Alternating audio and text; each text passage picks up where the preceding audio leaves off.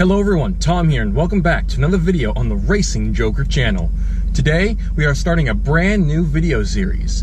What kind of video series? Well, I don't really know why you'd be asking that, because the title of the video should tell you. We are going to start doing car reviews on this channel, and we're going to start with my first car, my 2015 Subaru WRX.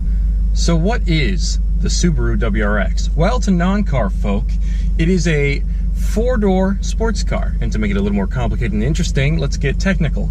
So this car has a 2-liter four-cylinder boxer motor engine with a twin-scroll turbocharger that collectively makes around 268 horsepower to the crank and about 230, I think, to the wheels. And for those of you who are car enthusiasts, motorheads, gearheads, or petrol heads, or just Subaru fans, you would know that the WRX is the down-tuned version of the STI.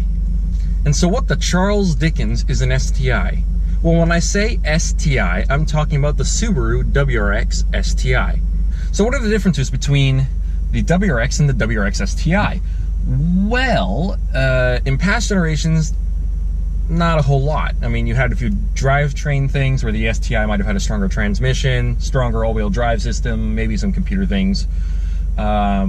On the STI, you had exterior things like maybe nicer wheels, a wing, and you might have had more displacement in the engine, more boost and more power. So the WRX STI probably had over 300 horsepower, probably about 330, whereas in this car you would have about 270. Those are the differences, more or less. Nowadays, there's one really big difference that really ignites the war of people arguing about whether to get a WRX or an STI. And that is that this car has a brand new engine setup, whereas the WRX STI still has the nearly 20-year-old EJ platform. So what platform is in this car? Well, in this car you have the F820 DIT, which is the twin-scroll turbocharged version of the same engine used in the Scion FRS, Subaru BRZ, and Toyota GT86. Which is why the car sounds like this. Let's do a launch.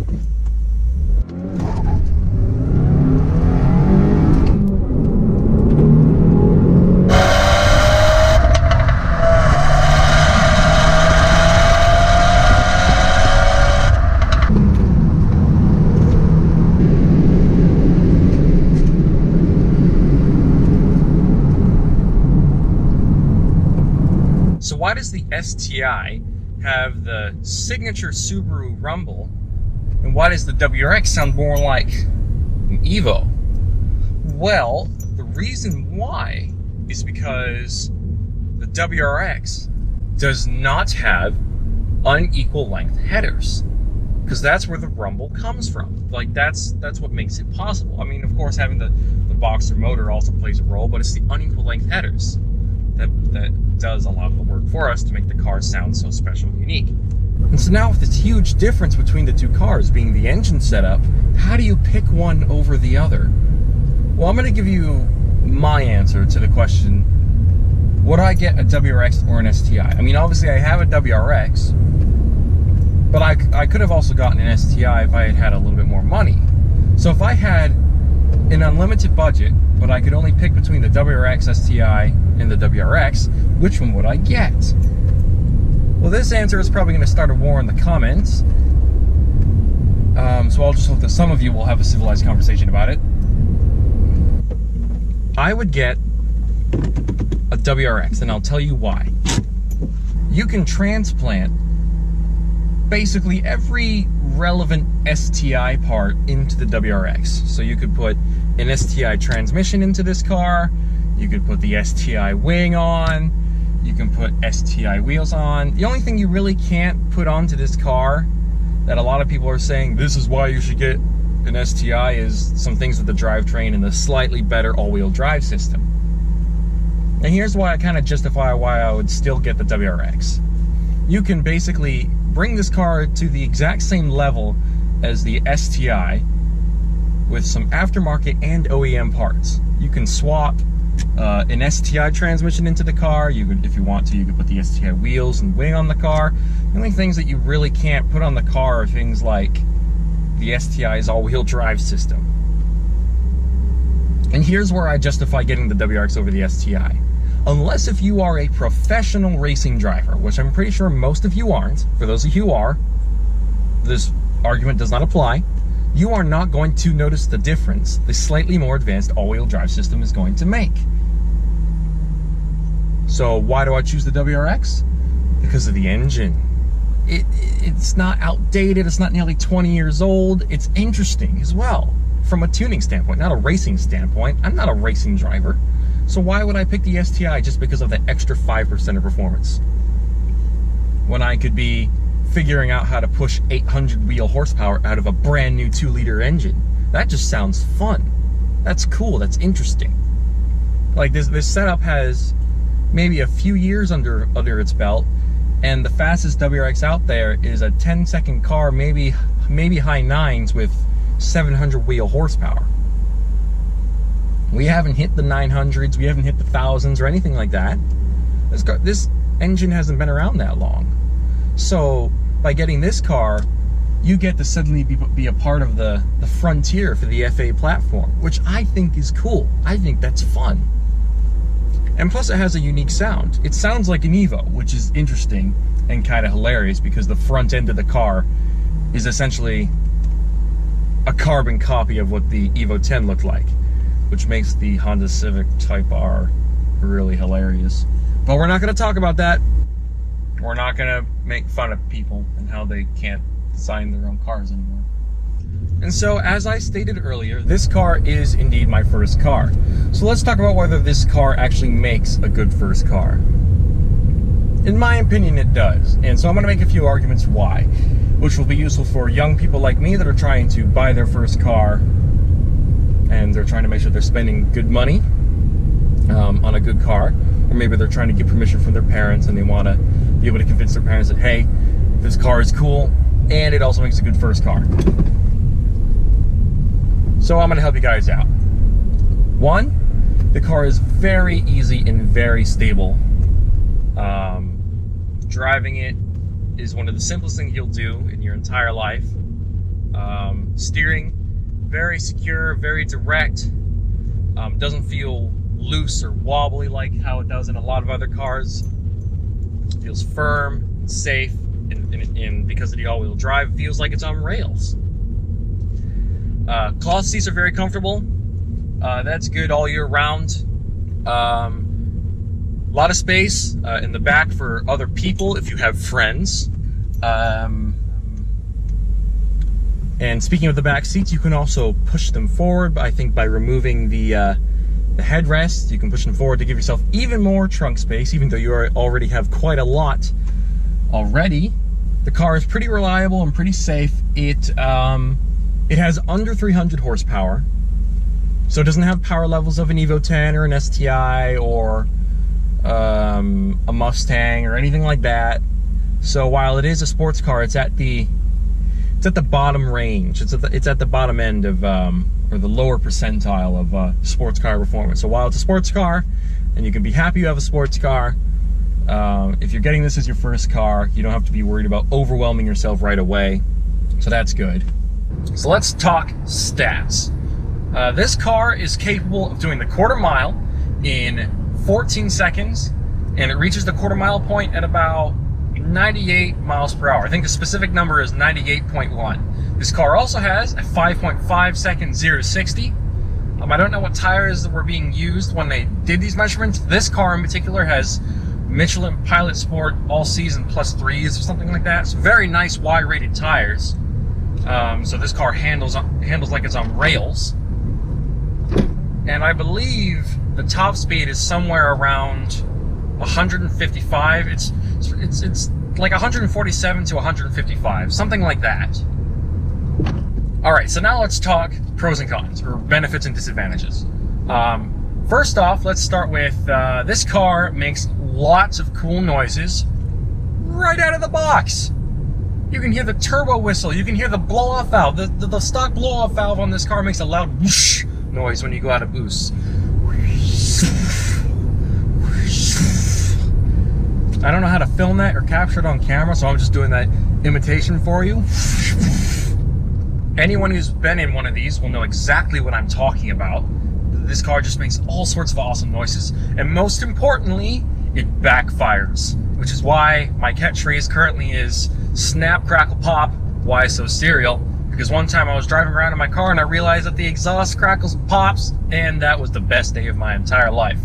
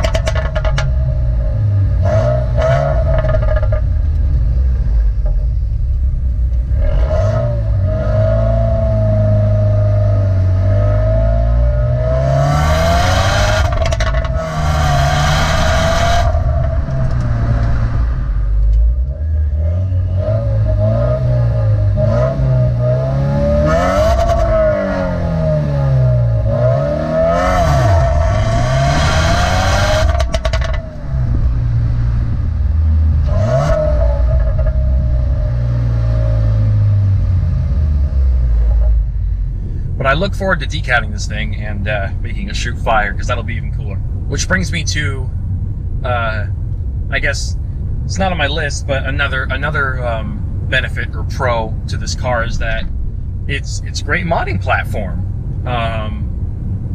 Not too expensive, brand new. A lot of parts out there, a lot of options. You can definitely squeeze a lot of power out of this car's engine already. So imagine what it'll be like modding these things in like 10 years time with this engine setup.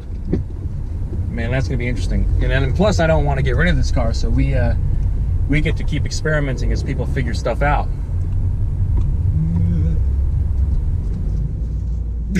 I guess another thing that I should note is that it has a great turning circle, because I just did a really sketchy U-turn. All right, and up next, it's very easy to drive and ridiculously stable at low speeds, high speeds. I mean, 100 miles an hour in this car feels like 40 miles per hour in a Toyota Camry.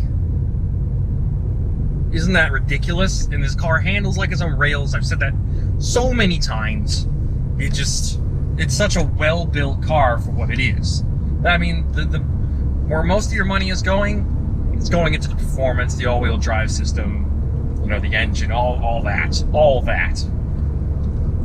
When you get into this car, you know, you look at the interior and you go, yeah, all right, it's a Japanese car, plastic interior, whatever.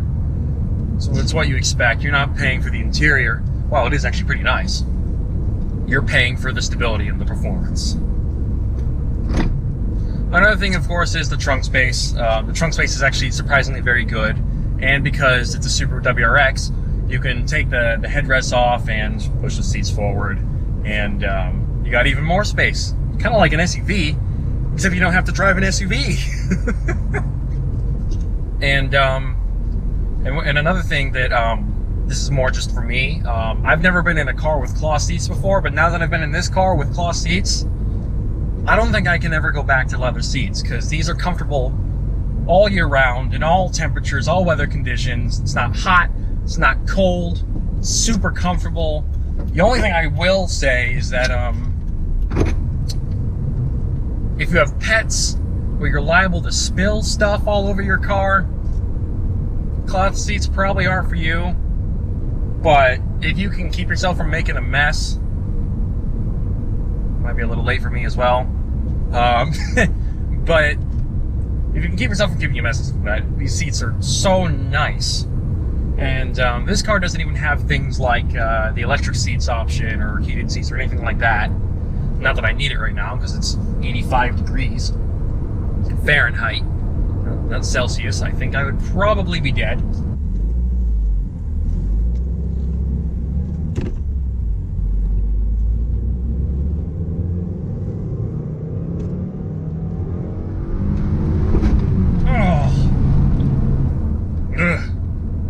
I don't know if you guys heard that, but that was third gear grinding. And it's probably the best way I can segue into the cons of this car. And the first being the transmission in the WRX is not very good. Nowhere near as strong as the STI transmission. That's like one of the main recommended mods, one of the more expensive ones as well, unless if you can find one used for like under $2,000 or something, which you can do if you go to eBay and stuff. But the transmission in this car is not good, and it's known for having problems with third gear, where when you're going from fourth to third or second to third, it just grinds like, and I'll demonstrate it. It's apparently something to do with synchros going bad, and so the gears and stuff or something aren't like matching their speeds properly, so they're grinding together. It doesn't sound good. Just listen carefully. Here comes third.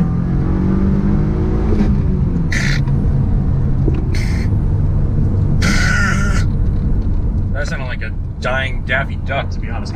But it's just not good. And replacing a transmission with a brand new one is just so expensive.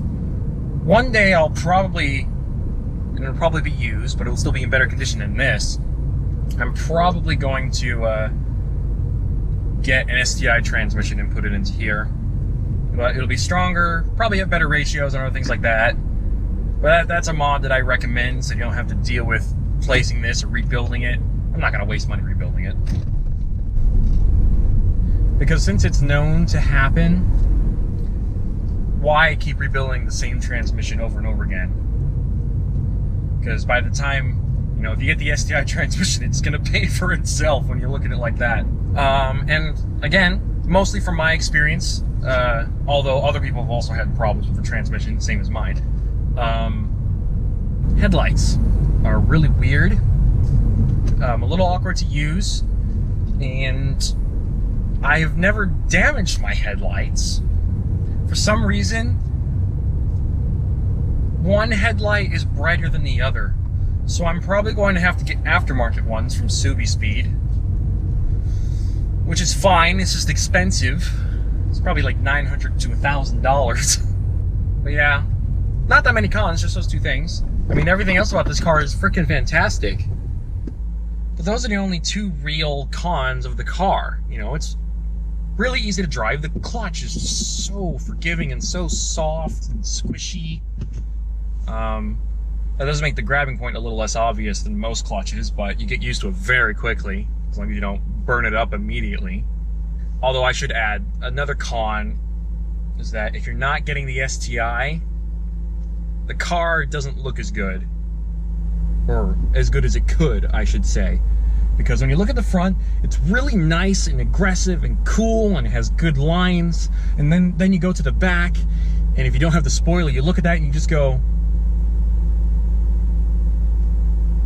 that doesn't look as good. It looks a lot softer than the front. Like, it doesn't make sense. Like, you look at the front of this car and look at the back of this car, you go, those don't match.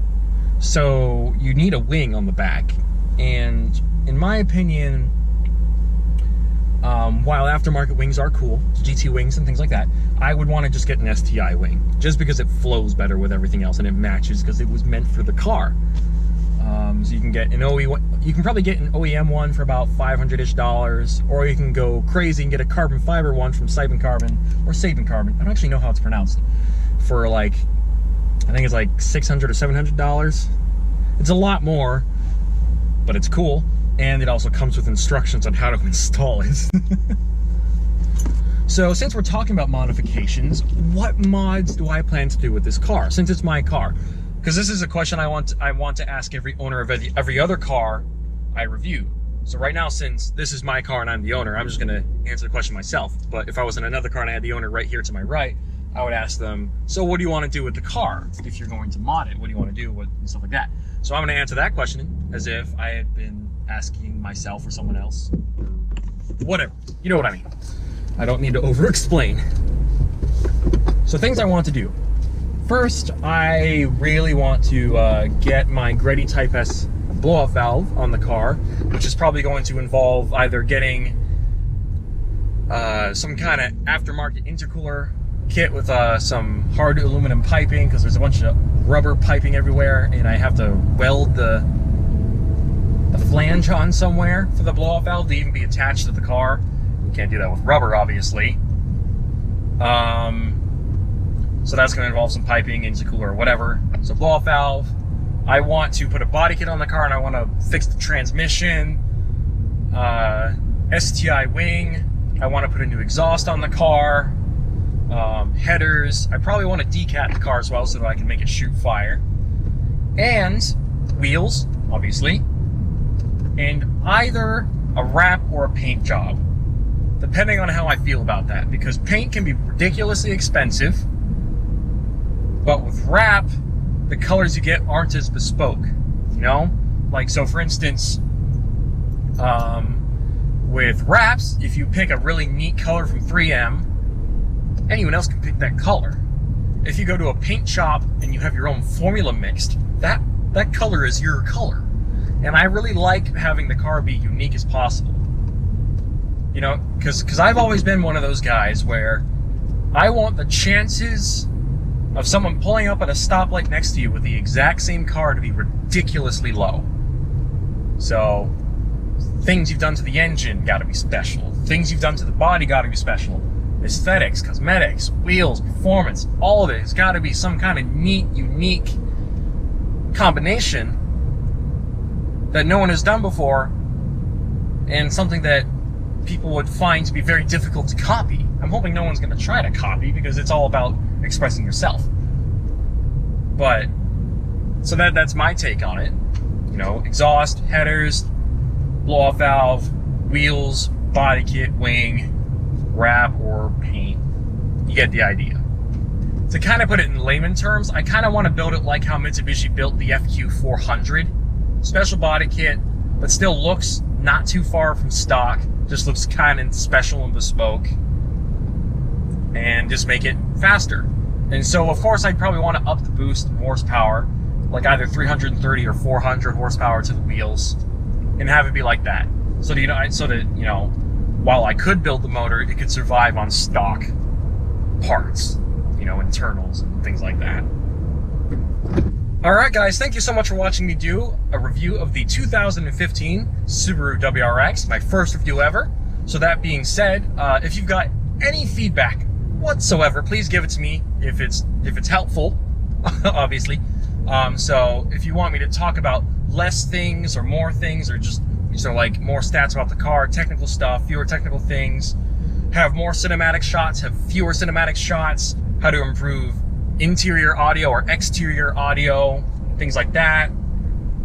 If you want me to include less music or more music, anything you've got to tell me, please tell me, and I will do my absolute best to take it all into consideration so that I can give you guys what you guys want to watch for future videos, future reviews, all that, because I intend to do more.